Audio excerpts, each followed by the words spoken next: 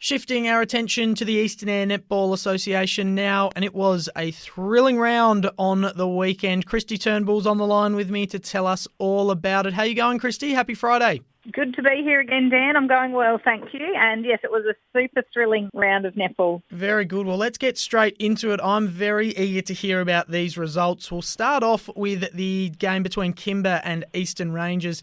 Kimba winning it on their home court by just 2 goals. We thought it would be a close game, and it was.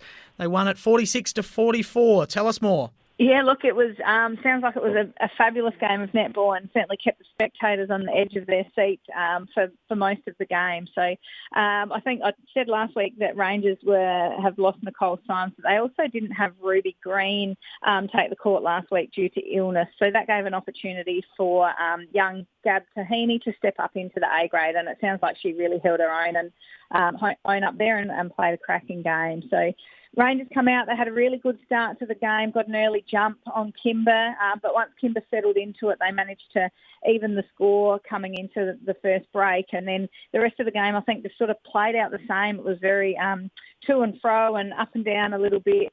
And, Rangers played a real steady, controlled game and sort of didn't get too rattled by Kimba, and it certainly worked in their favour, just keeping the scoreline to 2 goals there. So certainly a good sign for what our association A-grade netball is going to look like in the finals, I think, with both these games that were played last weekend. No surprise that one was so close, really. Both teams going into it were 6-3 for the season with near identical percentage as well. So 2 very evenly matched teams by the looks. Yeah, they definitely are, and they both probably sort of slightly different styles of netball, but yeah, just they both play really good, fast netball, good team games, and yeah, like you said, they were only separated by percentage going into that game, so it could have gone either way, and expected that scoreline to be very close, and they certainly didn't prove me wrong. So they're sitting second and third. Central Eyre United are sitting on top at 9-1. Ports are sitting fourth at just 2-7, and they are going to make the finals, barring a miracle from Cowell over the last few weeks. And, well, Ports showed in this game against Central Eyre United that they might just be able to make a bit of noise in finals and cause an upset. Very close game here against the top team. Ports 25, went down by just 6 goals. Central Eyre United 31. Low scoring. It looks like it was a defensive masterclass from both sides. Yeah, it sure was.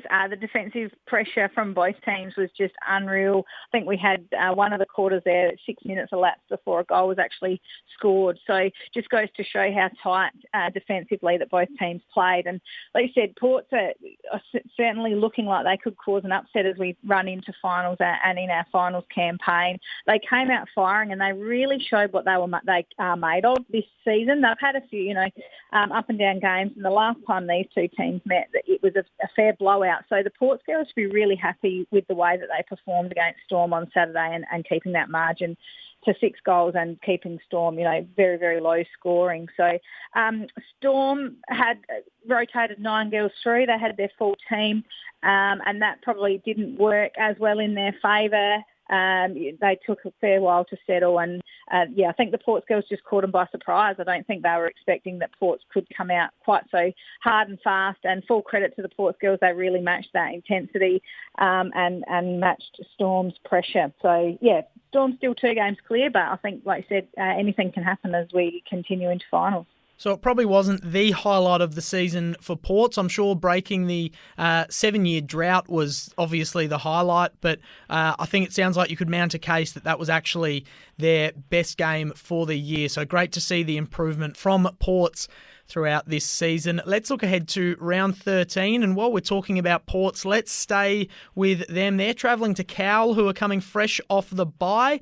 They've beaten them twice this year, so Cowell will be seeking their first win. But as we just said, Ports are in pretty good form and they're going to be hard to beat here. Yeah, look, I think the Ports girls will be hard to beat. Cow come off the bye. They had a bit of fun as a team last weekend and did an amazing race around the township. And so it sounds like that, they had a lot of fun and didn't probably have a relaxing bye weekend, but probably good for team morale coming into the pointy end of the season here. So Ports definitely, they're really starting to show what they're made of, and it's the right time of the season for them to be doing that.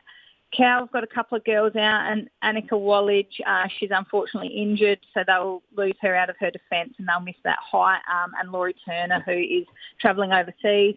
I think Ports might have out a couple of girls that are actually travelling over to the Thunderbirds Grand Final, or hoping to travel over to the Thunderbirds Grand Final in Adelaide tomorrow night. So whether they take the court and then head off is yet to be seen. So, but yeah, Cow still looking for that elusive win for this season.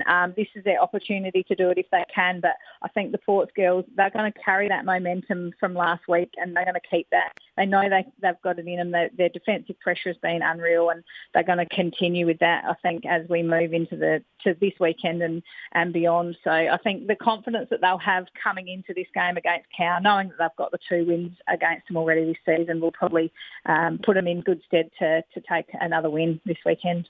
All right, the amazing race sounds like a lot of fun from the Cowgirls, and like you said, that team morale can be so important, and sometimes you don't realise just how important it is until you start reaping the benefits from it. So certainly intrigued to see how that game goes between Cow and Ports.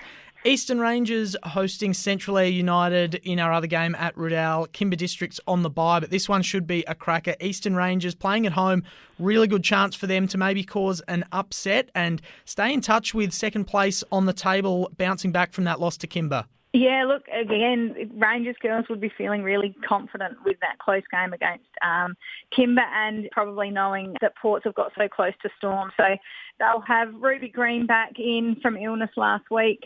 Storm are without Abby Bruce. She sustained an ankle injury last weekend. So, yeah, it's going to be a very interesting game. Top of the table Storm. They'll want to keep that spot. They are 2 games clear, but you know they don't want to get too complacent at this part of the season. Rangers, I think, again, they'll keep that momentum from last week. They played a good, hard, fast game. If they can keep their composure and continue in their own controlled manner and play their own game and keep the defensive pressure up on the Storm girls, I reckon they could cause the upset.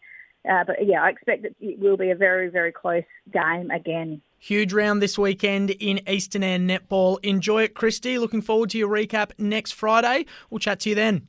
Yeah, sounds good, Dan. Thank you.